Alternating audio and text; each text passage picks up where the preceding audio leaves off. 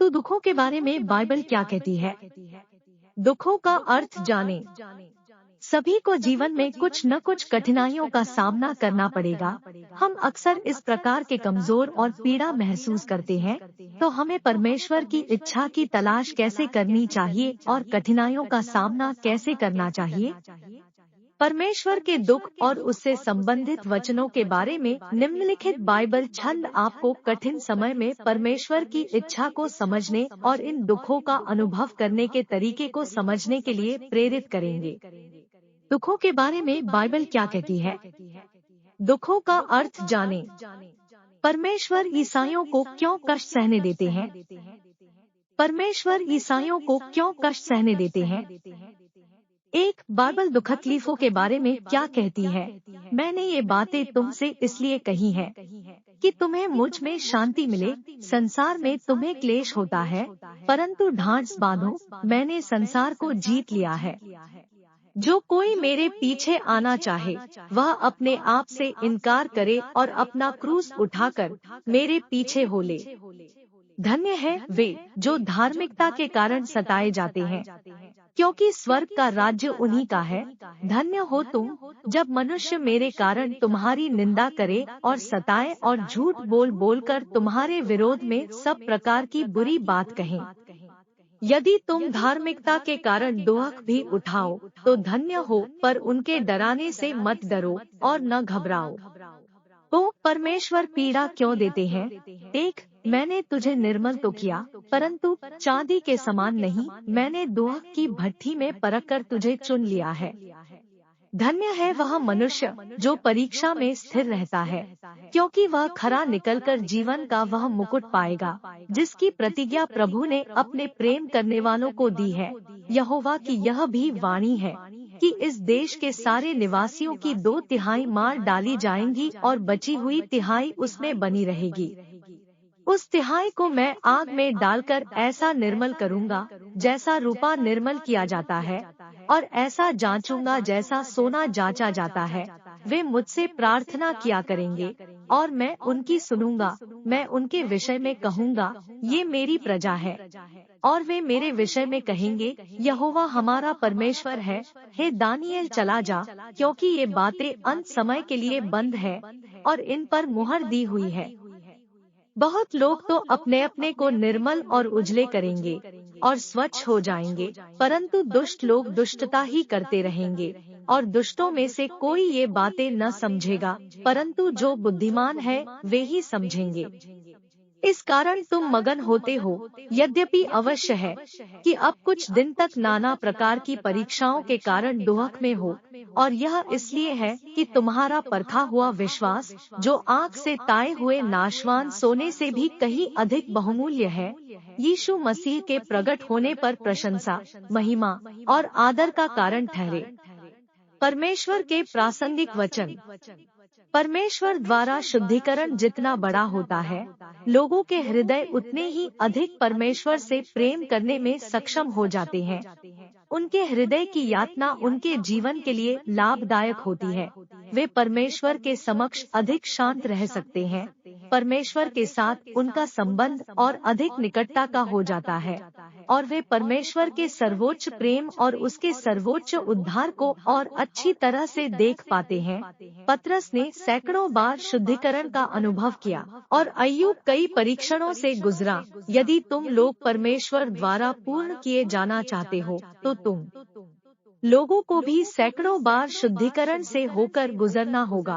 केवल इस प्रक्रिया से गुजरने और इस कदम पर निर्भर रहने के माध्यम से ही तुम लोग परमेश्वर की इच्छा पूरी कर पाओगे और परमेश्वर द्वारा पूर्ण किए जाओगे। शुद्धिकरण वह सर्वोत्तम साधन है जिसके द्वारा परमेश्वर लोगों को पूर्ण बनाता है।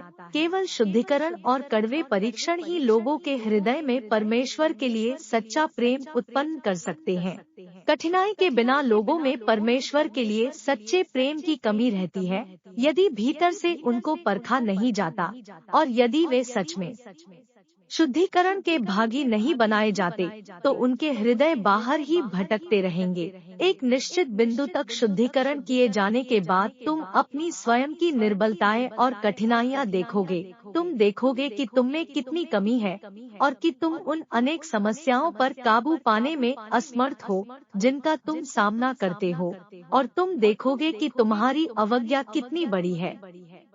केवल परीक्षणों के दौरान ही लोग अपनी सच्ची अवस्थाओं को सचमुच जान पाते हैं, और परीक्षण लोगों को पूर्ण किए जाने के लिए अधिक योग्य बनाते हैं। परमेश्वर में सच्चा विश्वास क्या है? परमेश्वर में सच्चा विश्वास क्या है?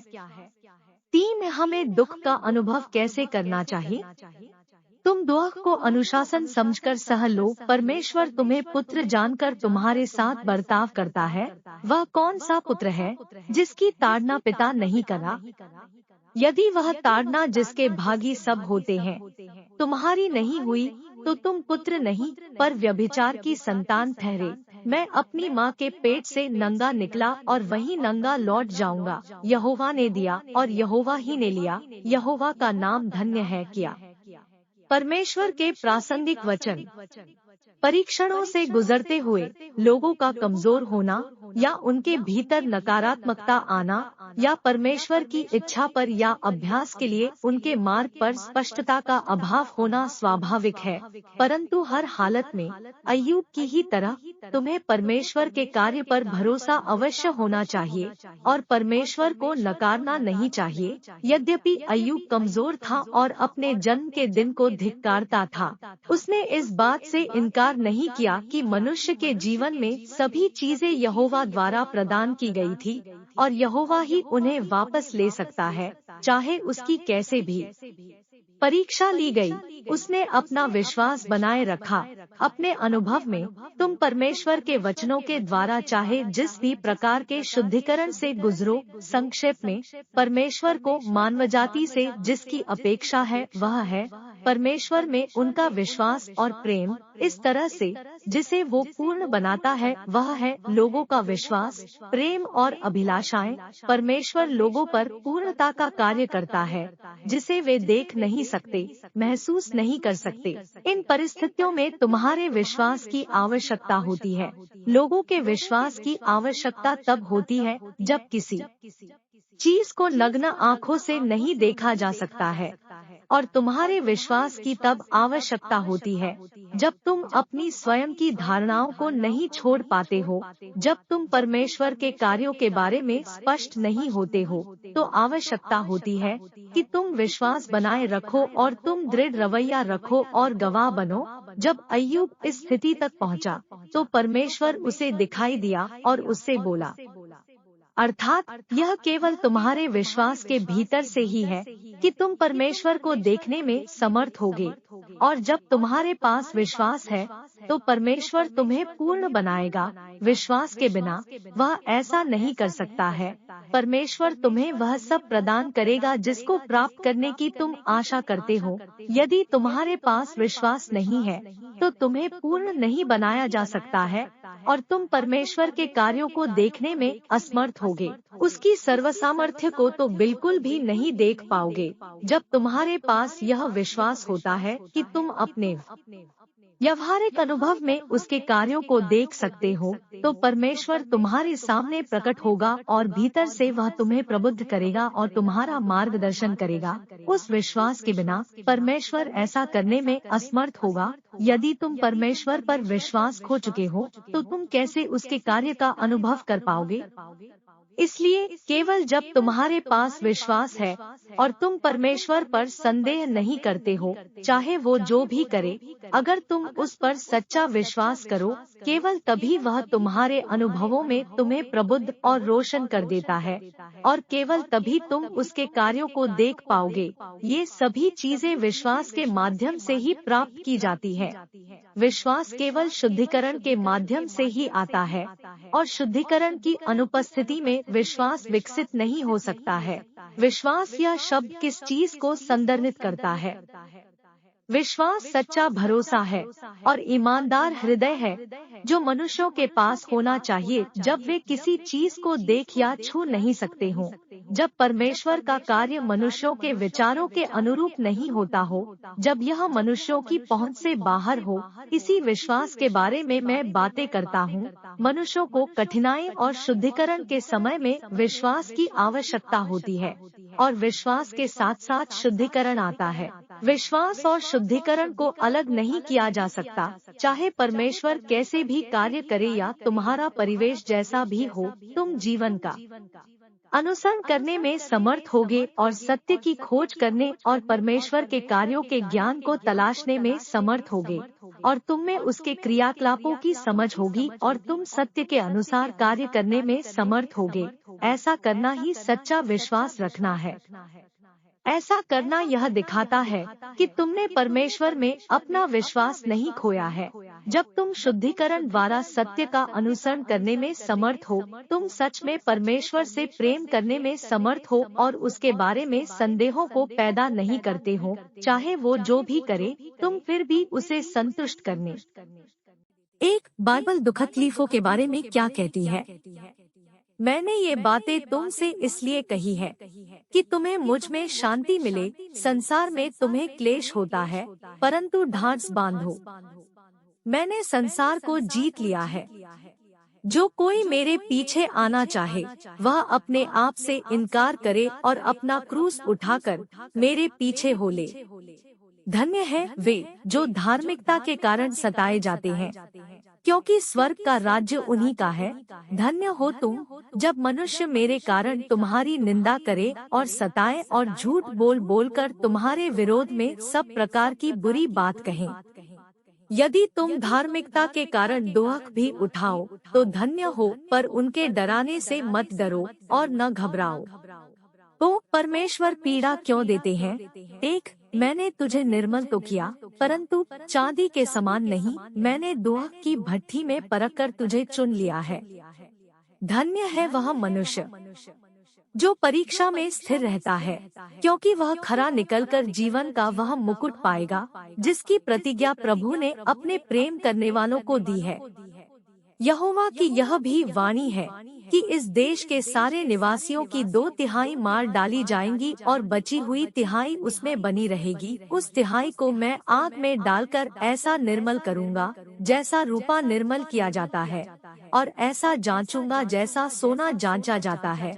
वे मुझसे प्रार्थना किया करेंगे और मैं उनकी सुनूंगा। मैं उनके विषय में कहूँगा, ये मेरी प्रजा है, और वे मेरे विषय में कहेंगे, यहोवा हमारा परमेश्वर है। हे दानिएल, चला जा, क्योंकि ये बातें अंत समय के लिए बंद है और इन पर मुहर दी हुई है। बहुत लोग तो अपने अपने को निर्मल और उजले करेंगे और स्वच्छ हो जाएंगे, परंतु दुष्ट लोग दुष्टता ही करते रहेंगे, और दुष्टों में से कोई ये बातें न समझेगा, परंतु जो बुद्धिमान है वे ही समझेंगे। इस कारण तुम मगन होते हो। यद्यपि अवश्य है कि अब कुछ दिन तक नाना प्रकार की परीक्षाओं के कारण दुख में हो, और यह इसलिए है कि तुम्हारा परखा हुआ विश्वास, जो आग से ताए हुए नाशवान सोने से भी कहीं अधिक बहुमूल्य है, यीशु मसीह के प्रकट होने पर प्रशंसा, महिमा और आदर का कारण ठहरे। परमेश्वर के प्रासंगिक वचन। परमेश्वर द्वारा शुद्धिकरण जितना बड़ा होता है, लोगों के हृदय उतने ही अधिक परमेश्वर से प्रेम करने में सक्षम हो जाते हैं। उनके हृदय की यातना उनके जीवन के लिए लाभदायक होती है। वे परमेश्वर के समक्ष अधिक शांत रह सकते हैं। परमेश्वर के साथ उनका संबंध और अधिक निकटता का हो जाता है, और वे परमेश्वर के सर्वोच्च प्रेम और उसके सर्वोच्च उद्धार को और अच्छी तरह से देख पाते हैं। पतरस ने सैकड़ों बार शुद्धिकरण का अनुभव किया, और अय्यूब कई परीक्षणों से गुजरा। यदि तुम लोग परमेश्वर द्वारा पूर्ण किए जाना चाहते हो, तो तुम लोगों को भी सैकड़ों बार शुद्धिकरण से होकर गुजरना होगा। केवल इस प्रक्रिया से गुजरने और इस कदम पर निर्भर रहने के माध्यम से ही तुम लोग परमेश्वर की इच्छा पूरी कर पाओगे और परमेश्वर द्वारा पूर्ण किए जाओगे। शुद्धिकरण वह सर्वोत्तम साधन है जिसके द्वारा परमेश्वर लोगों को पूर्ण बनाता है। केवल शुद्धिकरण और कड़वे परीक्षण ही लोगों के हृदय में परमेश्वर के लिए सच्चा प्रेम उत्पन्न कर सकते हैं। कठिनाई के बिना लोगों में परमेश्वर के लिए सच्चे प्रेम की कमी रहती है, यदि भीतर से उनको परखा नहीं जाता और यदि वे सच में शुद्धिकरण के भागी नहीं बनाए जाते, तो उनके हृदय बाहर ही भटकते रहेंगे।